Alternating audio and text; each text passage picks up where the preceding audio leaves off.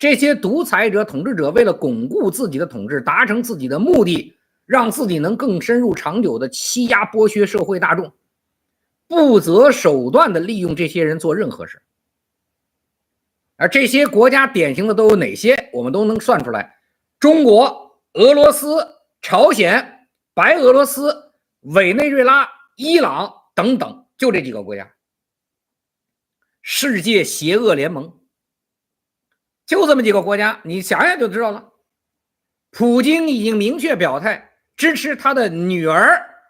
卡特琳娜竞选下一届俄罗斯总统。普京说，俄罗斯的宪法没有限制总统的女儿不能参加总统大选，所以他极度支持他女人参加大选。金三胖的闺女现在也几乎明确是朝鲜的下一代接班人。哈梅内伊不仅一次隐含地表示自己的儿子才学丰富，是可以成为伊朗未来的领袖的。中国的傻逼习近平尽管没有明确确认，但从很多举动咱们都知道，最终他的位置不是交给儿子就是交给女儿。他的理由可以和俄罗斯一样，中国的宪法也没有限制最高领导人的儿子或女儿不能进入政治局，不能成为中国的最高领导人。就是大家想想，这个世界是不是就是这帮傻逼？除了这些邪恶联盟，你们想想，这个世界还有哪个自由民主的国家是这个样子？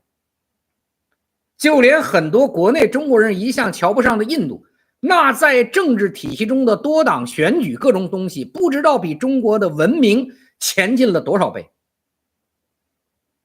就上面这些国家邪恶的这些统治者，不仅自己很清楚自己的底细欲望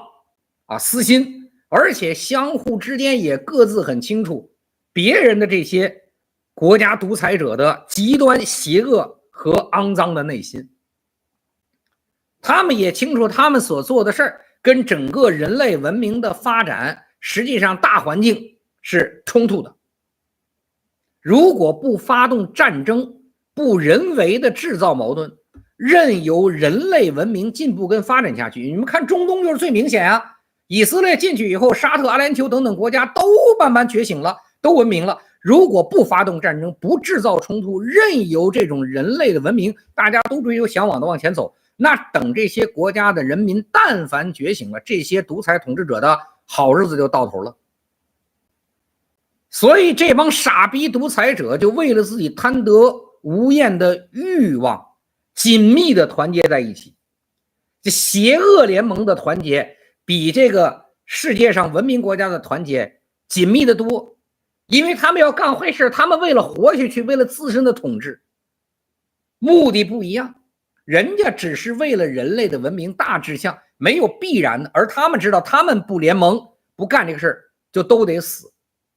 他们在共同对抗人类文明的进步对自己独裁权力的影响。每一个这种人都希望把自己的国民当作奴隶剥削，把这个事情能做得更长久更深入。委内瑞拉邪恶联盟中这个大傻逼做了一个所谓的民主选举，结果就成了这个邪恶联盟一次极失败的尝试。委内瑞拉因为长期被整个世界大部分的先进的地方去排斥，所以这个委内瑞拉的独裁者试图给自己野蛮专制的体系外边套一个所谓民主的壳子，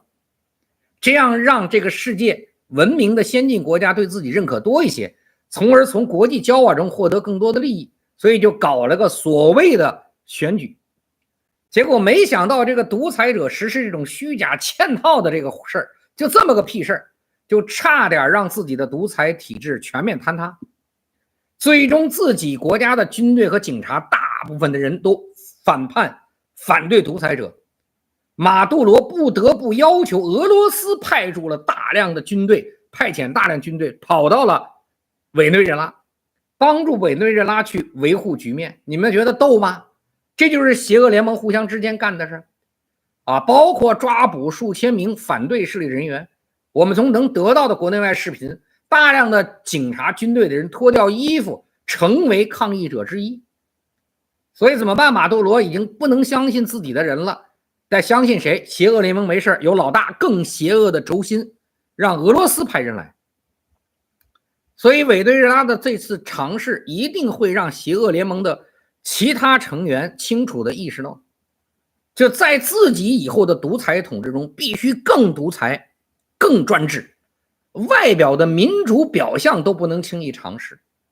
因为哪怕是最轻易的这种尝试不管是外表内在民主跟自由，都可能成为导致自己独裁体制全面坍塌的蚁穴蚂蚁的巢穴，大家知道这个来源不说了所以如果我们是站在整个人类的发展的格局和境界看整个世界，大家就都明白了，就这个世界为什么这么乱，这么多战争到底怎么来的？这就是人类发展的文明跟残留的这些独裁的野蛮之间的争斗。这个世界要想发展，这个世界的人民要真的普遍活在地球上的人都能享受真正的民主跟自由，就只能彻底推翻了邪恶联盟这些独裁者的邪恶的独裁统治。否则一个人投胎到世界上，中国人投胎到世界上，应该是自己能够独立享用自己生命的全过程。你投胎在法国、德国、澳大利亚、新西兰、美国、日本等等，你都可以，你不会成为被别人不断拼命压榨生产力的工具，一天工作12个小时只能满足温饱，不会成为别人疯狂赚取他财富的奴隶，你才能算是自己活了一辈子。但是现在有多少中国人这么拼命的干活，结果最后挣的钱一辈子连个居住的房子都买不起。当然了这些在世界上曾经很多，现在越来越少，应该叫仅存的这个世界邪恶联盟这些独裁者，肯定不会轻易的放弃自己拥有的这些剥削整个国家财富、人民财富、压榨成为君王地位的这种相关的权利，